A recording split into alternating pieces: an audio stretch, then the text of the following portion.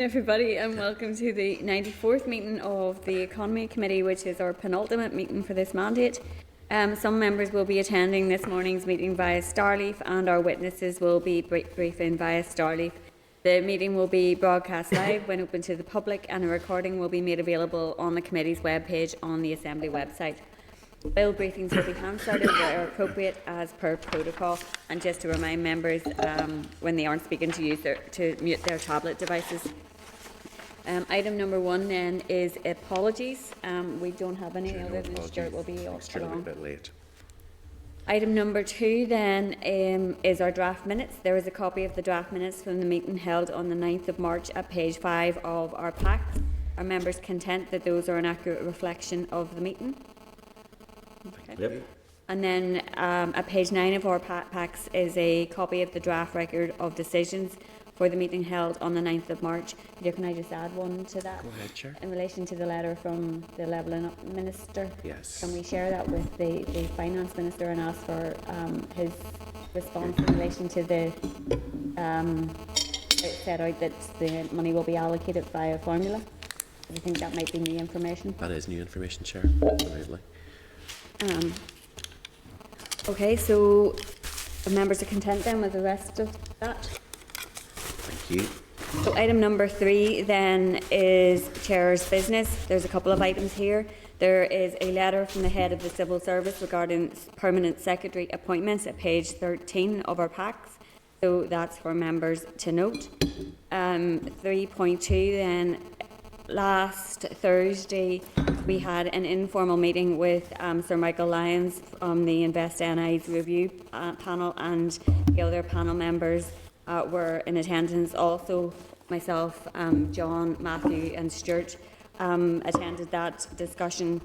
It was useful, I suppose, to get a sense from the panel members how they're approaching the review. We had a useful discussion around the various issues that are set out in the terms of reference for the review panel.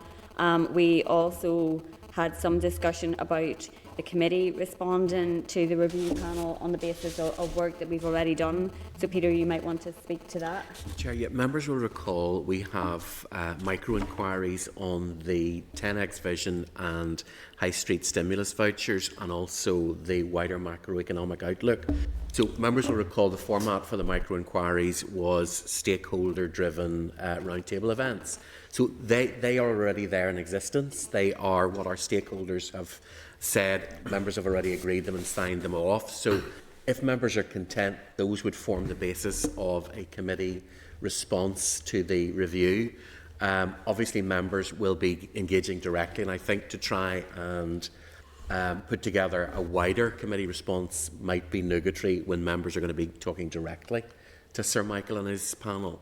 If members are content, Chair, that would be the approach we would take, and those are already publicly available, so we direct them to the source of those. Are members happy enough with that approach? No. Thank you. Okay, and then the third thing is the committee has yet to receive a response from the department on the queries we raised last week in relation to SR 2022-75, the Education Student Support etc. Amendment Regulations. So this item is going to be delayed until the next meeting. So just to seek members' agreement for that change to today's agenda. Thank you. And then I wanted to raise, obviously there were some reports in the media this morning around Kilrit using imported Russian coal. It would be very useful for us if we could seek some further clarification from the department in relation to that particular issue.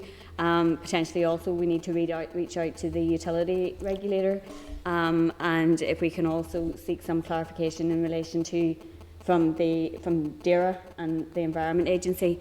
A number of issues have obviously been raised in respect of that, and I am sure we appreciate that energy isn't included in the sanctions on Russia, but there are obviously moral and ethical issues there as well in relation to the wider issues. Chair, yeah, I've just immediately reason for being late is I just did a radio programme on this issue, and very disappointing to hear that the department have basically said they have no comment to make with regards to this matter, and that they're passing the buck to DAERA in respect of environmental control issues.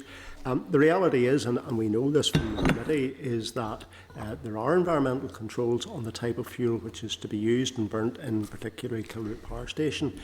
The reality is that low sulphur coal is what is required to be burnt, and there are environmental reasons for doing that. But Russia is not the only supplier. It might be the cheapest supplier, but it's not the only supplier of that fuel. There are, of course, also serious contractual issues around this as well, and we have to be very careful, or at least the power station needs to be very careful around all of that. Ultimately, while the responsibility does lie with the departments here, and these people do need to get out of their silos and do their job, the reality of the situation is that there's a sad lack of clarity from the UK government when it comes to these matters, and there's a need for them to be drilling down through. It's fine for the Prime Minister to make headline comments about banning people and saying that ships and things are not welcome in UK ports. But the reality is that there's a lot of work needs to be done at UK government level to drill down through to work out all the consequences of this. Mike? No, I agree. I think there are a lot of questions to be asked, because I don't think we have the answers in terms of the powers of the department, the powers of the utility regulator, DAERA, and also Belfast City Council. I mean, their councillors sit on the board of the Harbour Commissioners. So I'd just be interested to understand how it all works. Again, Chair, there are commercial arrangements, obviously, for the harbour, and that goes back again to Mr Nesbitt, to the UK government. Because many of these ships are not actually, they are Russian-owned ships, but they're using flags of convenience from other countries, and that it's again lack of clarity from the UK government that is causing these problems. No, I just thank the Chair for raising the issue. Very important that we pursue it. Chair, Go ahead, Keith. just a question. Maybe the member, they started may know this or may not. Do we know what percentage of coal in Kilroot comes from Russia? I think all of it. Do we know what percentage? I think all of it. All of it. So presume then there's a contract. It is a contractual situation, and we need, Chair, just to be careful that some of this will have been ordered pre-war, but there are issues around that as well. For example, there are EU nations which can provide low sulphur coal. But of course they have much higher health and safety standards, they have much higher responsibility levels in terms of that, and therefore that coal is more, that's why that coal, although it will burn exactly the same way as the Russian coal, it's more expensive to buy because of where it's coming from. But of course in Russia, and we all know, the standards in Russian mines are absolutely appalling and rock bottom, and in many cases labour from prisons and others is used to actually mine this coal. So there are serious, apart from the war situation, there are serious ethical and moral questions which need to be asked and resolved. But I suppose the question is, it was okay to use Russian coal with respect 6 weeks ago, 2 months ago, 3 months ago. But those issues in the mine have not changed. I appreciate it's wrong now to use the coal and things have moved on and Yes. changed. But if it was wrong then, it should still be wrong now. Or if it's wrong now, it should have been wrong then. You're right. Is Matthew in the spotlight? Go ahead, Matthew. Thank you, Chair. I just wanted to say that I agree that I think what we should do as a committee is try and seek policy clarity from where possible from the relevant executive departments and ask them what instruction or guidance they have had from the UK government. It's the UK government that operates the UK sanctions policy.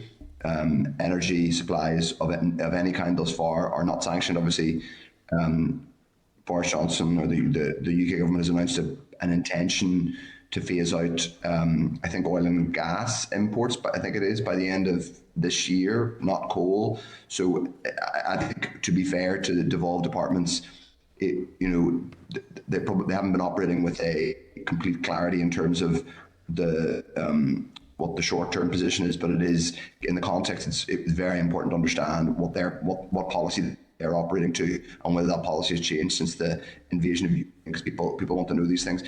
Just for the committee's information, I submitted a question last week or the week before last to the finance minister, obviously he would have responsibility for overall procurement policy, and he was able to tell me to make clear that no oil, I was specifically asking about oil imports for the public sector in Northern Ireland. He said there were no oil was used from Russia. Obviously the question of coal is a separate but related issue.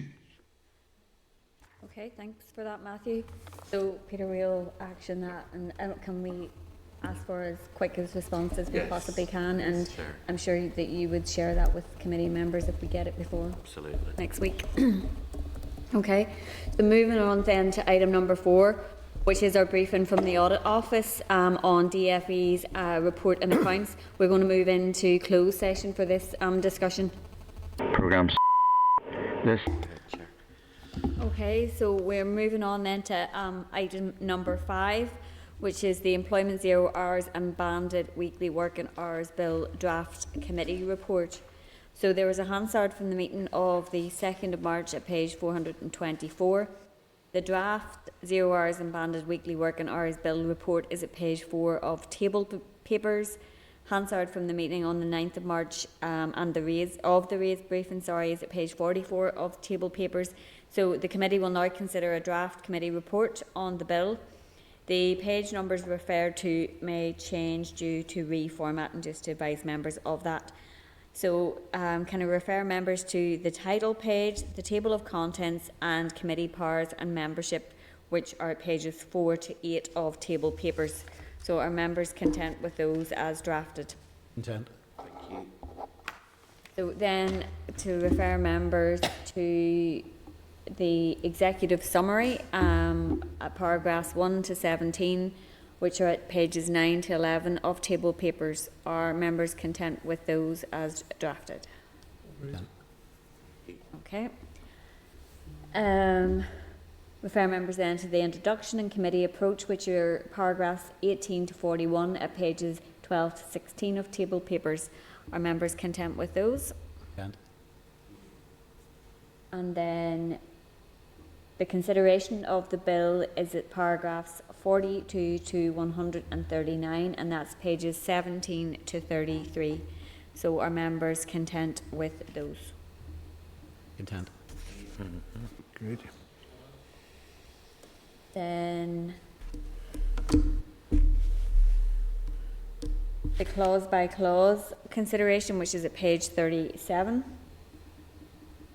So are members content with that, which is that we agreed to reserve our position and therefore did not undertake clause by clause. Then we have our appendices 1 to 7, which are at pages 38 to 43 of table papers. So are members content then with that? Chair, we retrofit all the links. Okay. It's the way it has to be done. We put it into the system for loading and sending out. But those will all be there, and members will get a first final draft of that, if you like. Okay. So moving on then to item number 6, which is the Onshore Fracking Prohibition Bill Draft Committee Report. The Hansard from the committee meeting of the 2nd of March is at page 427. The draft Onshore Fracking Prohibition Bill Report is at page 52 of table papers.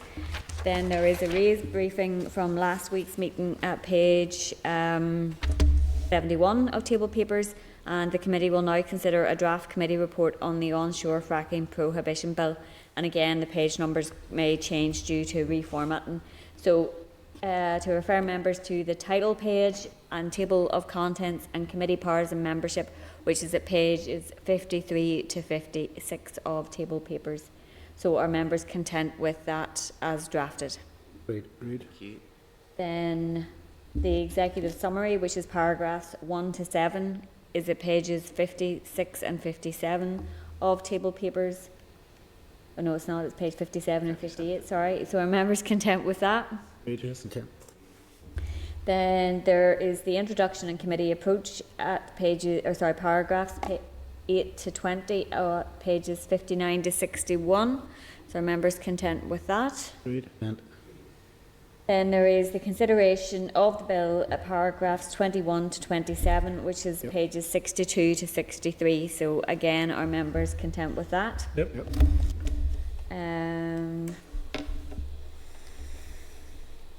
Then other issues raised in consideration of the bill are paragraph 28 of page 64. So are members content with that? I think, are some of these pages different in our pack now? Yeah, yeah. The formatting, it never stays where you want it to go. I'm afraid technology does sometimes get the better of us with it. And then the clause by clause is at paragraph 29 of page 65 of table papers, and similarly to the previous, we reserved our position. So are members content with that? Agreed. Then the appendices 1 to 7 are pages 66 to 70 of table papers. So are members content with that? Yep. That's the two bills. Chair, can I suggest, rather than doing item 7 now, we move instead to item 8, which was theoretically postponed. Oh yes. But I've emailed members the response to the query around the Education Student Support Amendment Regulations. Yes. If members are content, if they want to have a look at that, and I'm just conscious in terms of time, if we can do that today, it's one thing less to think about next week. Sure, I've sent you the the form of words if members are content to. Okay, so are members content to deal with that now? Yes. Yep. Okay, thank you. So the statutory rule makes provision for support for students taking designated higher education courses in respect of an academic year beginning on or after the 1st of September 2022. Specified changes will come into effect when the regulations come into operation. This statutory rule is subject to negative resolution procedure. The committee considered the SL1 at its meeting on the 16th of February, and there have been no policy changes no changes to policy content since then. So the rule will come into operation on the 24th of March. The Examiner of Statutory Rules has not yet reported on this rule, so members will be agreeing to the legislation subject to the Examiner of Statutory Rules report. So are members content with the SR, and we will put the question? Right. The Committee for the Economy has considered SR 2022/75, the Education, Student Support, etc. Amendment Regulations Northern Ireland 2022, and has no objection to the rule, subject to the Examiner of Statutory Rules report. Content. Chair. And then if you want to go on to 10, To 10. which is straight after Lexi. Okay, so the Committee for the Economy's draft legacy report 2017 to 2022 is at page 477. So the committee will now consider the draft legacy report. The page numbers again may change, so can I just refer to members to the title page, table of contents and committee powers and membership at pages 477 to 480. Are members content with that section as drafted? Great. Great. Refer members to the review of the 2017 to 2022 mandate scrutiny at paragraphs 1 to 38 of pages 481 to 489. Are members content with that section? Then refer members to the review of the 2017 to 2022 mandate approach at paragraphs 39 to 43 of pages 490 to 492. Are members content with those as drafted? Content. Refer members then to the review of the 2017 to 2022 mandate suggested issues for the successor committee at paragraphs 44 to 76. Are members content with that section as drafted? Good. And then refer members to the appendices at pages 501 to 509. So are members content with that section? Content. Okay. Chair, then if we move to 14.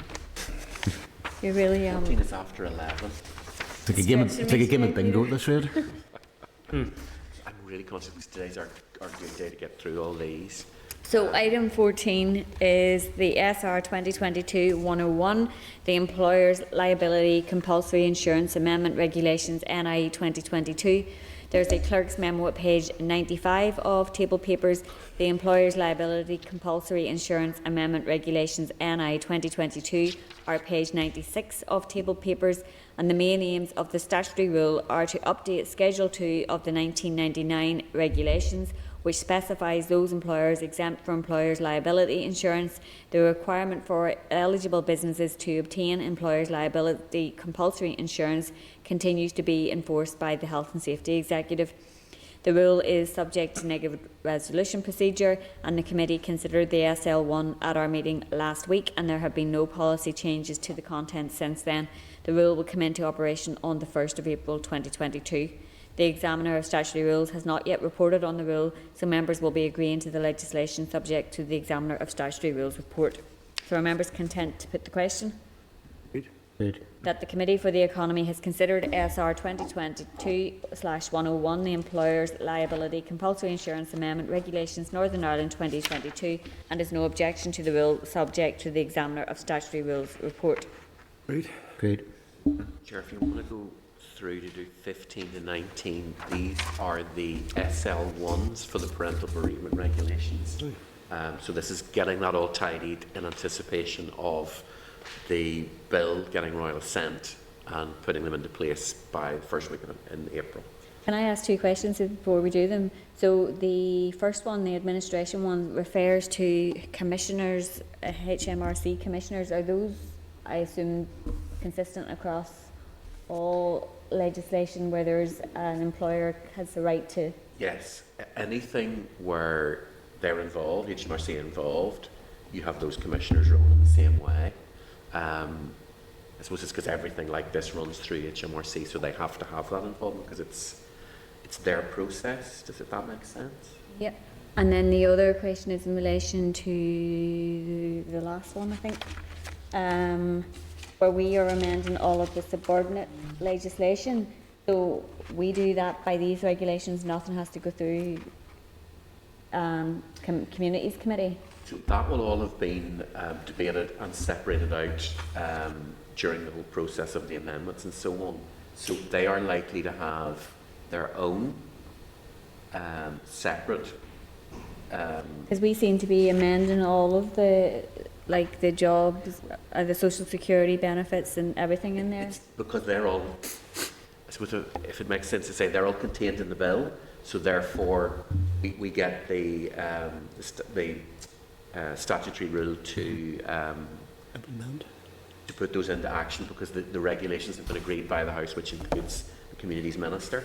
So it's putting it all in one place because the regulations themselves deal with a matter in which the Economy Committee has a lead.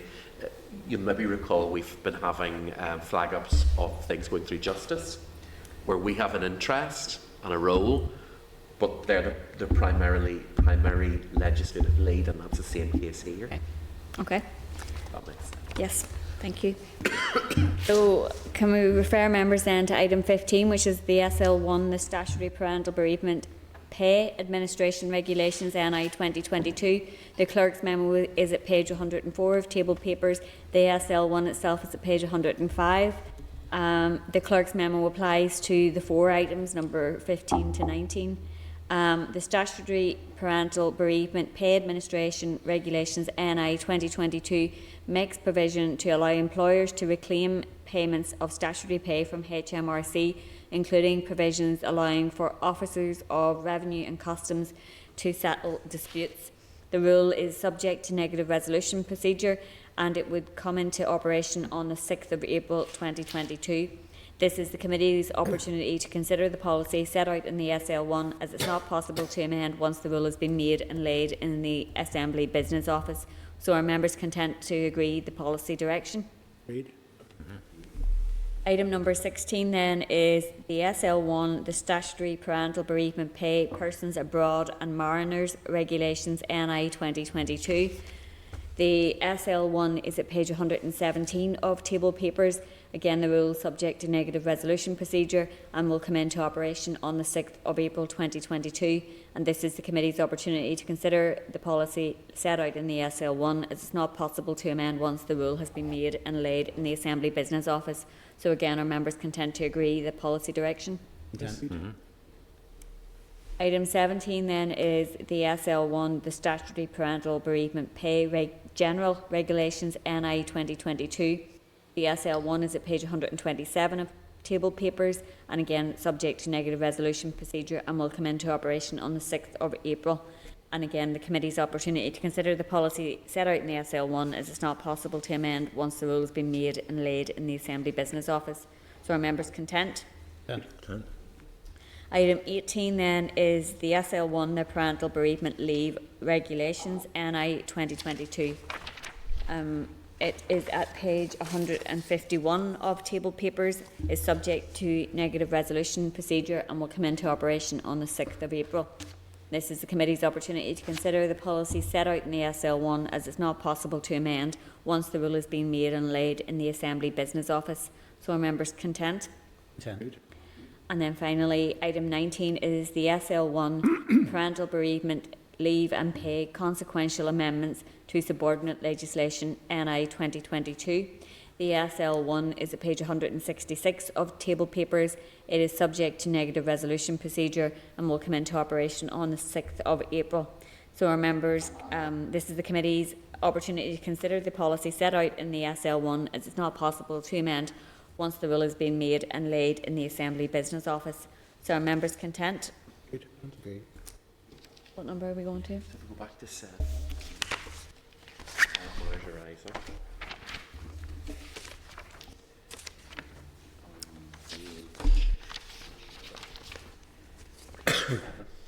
Okay, so 7.1 is a letter from the Committee for Infrastructure to the Financial Secretary to the Treasury regarding rebated fuel entitlement and fuel duty at page 434.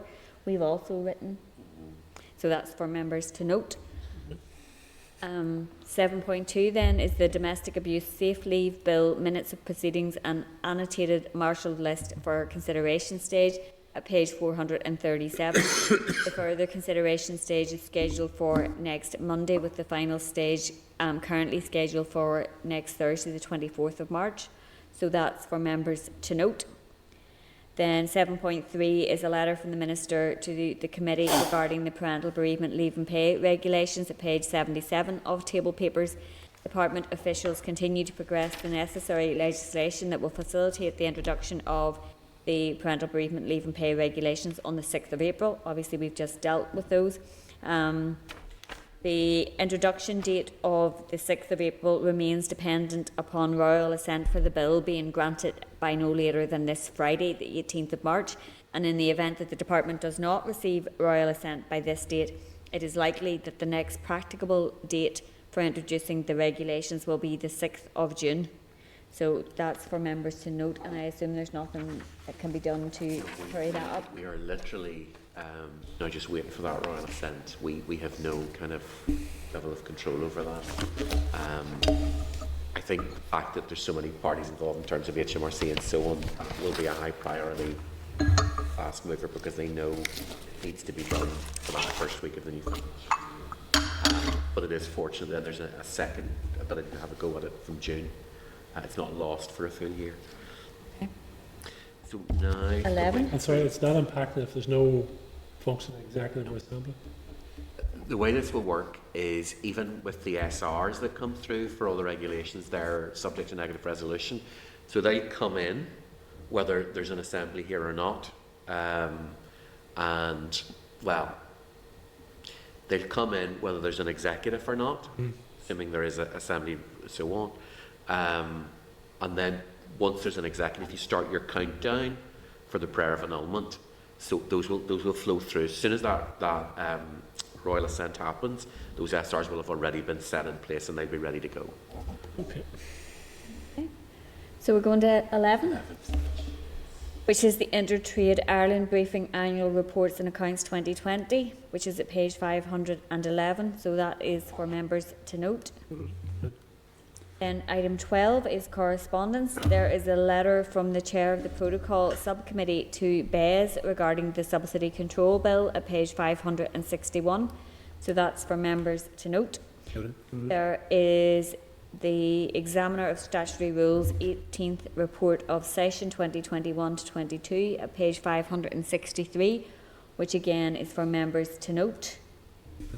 There is correspondence from an individual regarding the DFE audit qualification of the 2020-21 accounts at page 570. That's for members to note. There is correspondence from the Minister regarding the Economic Crime, Transparency and Enforcement Bill 2022 at page 80 of table papers. The bill's aim is to prevent and combat the use of land for money laundering purposes by increasing the transparency of beneficial ownership information relating to overseas entities that own land in the jurisdiction. Normally, such a bill would be subject to a legislative consent motion. However, in the absence of an executive, the Minister does not have the ability to bring one, and in any event, the urgency of the issue would make it challenging to complete a normal LCM process. As such, the Minister has written to BES in order to inform them that he is unable to obtain an LCM whilst expressing his personal support for the bill. The Minister has laid a legislative consent memorandum in the Business Office, and both the Justice and Finance Minister have made statements on the bill as well. So our members, we received, I think, the Finance Minister's statement. I'm not sure I've seen the There was a Justice Minister's statement came later on and didn't allow us to get it into the pack. So essentially all three ministers have worked on this, but the time constraint means that there won't be legislative consent motions. But as you see, the Minister has laid a memorandum, and effectively the statements from Finance and Justice were the same. So members don't really have, can I put this, because it's going ahead, the way the consultation works is if the Executive Minister gives approval, then that's approval. Where there is no time for legislative consent motion, where there would be obviously the Assembly and the Committee would be able to be involved in that. So we won't be turning round the usual report because there won't be a debate because there's no motion. So members can, if they wish, if they want to write to the Minister indicating a level of support for the bill, the committee can do so, but there's no necessity for the committee to do that. But if members were so minded and felt that they wanted to put on record committee support for this particular piece of legislation, then they could. Members have a view? Yeah, I'd be content to support it. I'd be content to write in relation to that, yeah. What we can do, Chair, is we can let the department know that the committee had no objections to the bill. Yeah, fair enough. Okay, so then 12.5 is the Examiner of Statutory Rules 19th Report of Session 2021-22 at page 85 of table papers, so that's for members to note. 12.6 then is correspondence from an individual regarding Queen's annual report, which is at page 2020, Queen's annual report 2020-21, and that's at page 92 of table papers. So again, for members to note. To the page. Item 13, Yes. which is any other business. Yes. John. Sure. I'm wondering, is it possible for the committee to write to the Competitions and Markets Authority in relation to fuel prices in the north? And it's come to me, well, I understand that there are three major importers of fuel, both in terms of diesel, petrol, and home heating oil into the north. And it has come to my attention that there may have been practices which affected the price of fuel, particularly last week, which would not be normal practice in the industry. And I think this is beyond the scope of the Consumer Council, and I would like to certainly to raise it with the Competition and Markets Authority. I could write myself, but I think it would take more authority from the Economy Committee for them to take a look at the practices and and to ensure that consumers are getting value for money in that regard. I can't say much more than that because I think it's only fair to the importers that they're given a fair hearing as well. But I do have concerns about practices over this last week to fortnight. Chair, we've written before, we have contact there, so you know we can. There's a precedent for the committee writing. If members are content, we can highlight that to them, highlight the potential for, and we'll think of a phrase. Unusual practices. Unusual practices, and ask them, have they looked at it? Are they looking at it? Do they plan to look at it? And ask them to let us know really quickly. Or at least the committee will have highlighted it anyway. Yeah, and I suppose they should be able to, if nothing else, look at the prices that have been seen across the board and compare them. I'd be surprised if they're not already, because it's such a high-level current issue. Chair, yeah, two things if I may, and in the area that John's discussing. Would it be appropriate for the committee to support the call for an essential users rebate, which I think the Road Haulage Association and GB is calling for? So if you're like a taxi driver or you're delivering goods, you get 15p off. I think is it 56, 58p? 0.95 or something like that. So you get 15p rebate per litre. Is it something that maybe we could ask the clerk to look at for next week? We can, yeah, and I suppose there have been calls for fuel duty cuts in general to alleviate some of the pressure on customers generally speaking too. Are we aware if ministers have already engaged on that rebate, or? I'm not sure. Chair, why don't it get explored and come back next week? And we can go and look at what's being done. That'd be great. The other thing, Chair, is I'm sure I'm not the only MLA receiving emails from the International Holocaust Remembrance Alliance, who are complaining that the Assembly has adopted a definition of anti-Semitism, but neither Queen's nor Ulster University have followed suit. That's right. Is that something the committee's discussed previously? It is not, and I assume both institutions would highlight that they're autonomous bodies and Yes. that we have no remit. No remit to force, if that's the right word, but certainly the committee can ask. Yeah, Absolutely. that's what I would wonder. Could we ask them why? What's the rationale for not? Are we simply asking Yes. what their position is? Yeah. Okay. Because I know it wasn't universally supported by the Assembly. But yeah, but just to ask what's the rationale for not? Okay.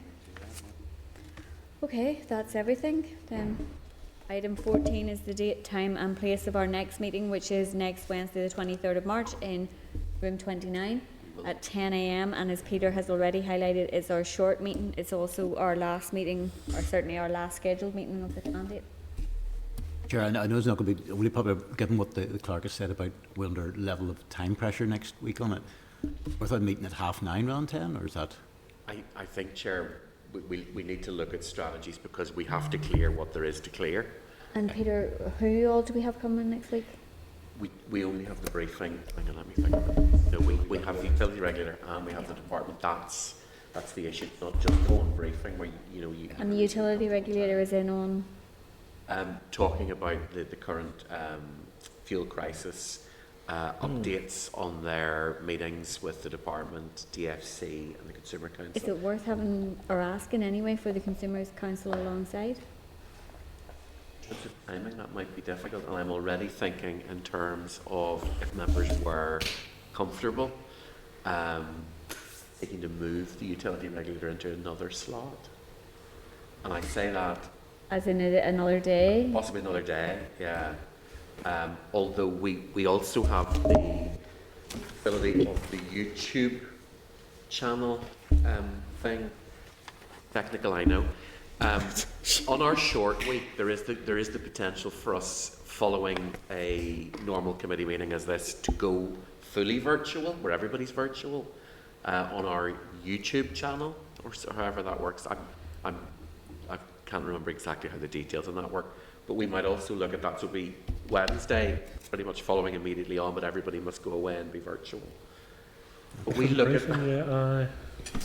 that chair and see Okay. just how that might work, but we come back to members on Well, that. we are starting at 9:30, is that correct? If members are content, we'll Yeah. start at 9:30, potentially even, well, 9:30, let's go for that. Okay. Chair, Okay. thank you. Thank you. Thank you. Chamber Programme Sound. This is the Northern Ireland Assembly Senate Chamber Programme Sound.